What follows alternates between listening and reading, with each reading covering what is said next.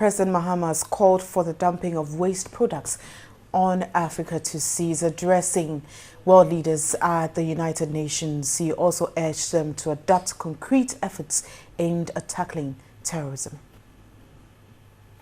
In a speech which lasted a little over 20 minutes, President Mahama enumerated a number of factors hindering Africa's development and suggested key interventions that could turn around the fortunes of the continent. The president maintained the dumping of waste in Africa must stop, insisting the continent needs the collaboration of the Western world and not sympathy. Our young poultry farmers or other entrepreneurs who sell their shops and undertake the journey because they can no longer compete with the tons of frozen chicken dumped on African markets annually, or the adverse business environment they have to face. Africa does not need your sympathy or overseas development assistance.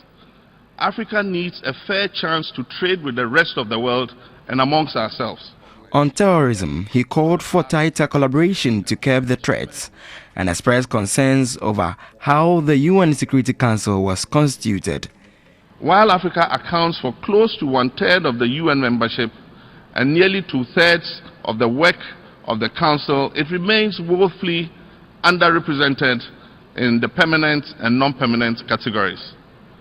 11 long years after the African Union adopted the Eswatini Consensus, we are nowhere near achieving a more equitable reform of the UN Security Council. This will continue to remain a scar on the conscience of this world body if not remedied as quickly as possible. The president spoke about Ghana's economy, expressing optimism of a brighter outlook for 2017. With a stable currency, business confidence is rising and foreign direct investment remains very strong.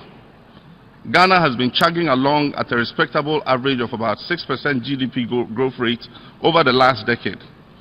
With the structural reforms we have undertaken in collaboration with our development partners and new developments in our offshore oil and gas prospects, Ghana is predicted to clip along from next year at a respectable 8% growth per annum.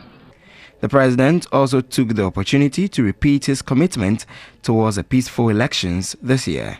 Ghana is a leading democracy in Africa. I stand before the world today to declare that just as we have done in the past, my country will go to the polls this December. And the processes before, during and after will mark a further consolidation of Ghana's credentials as a leading world democracy.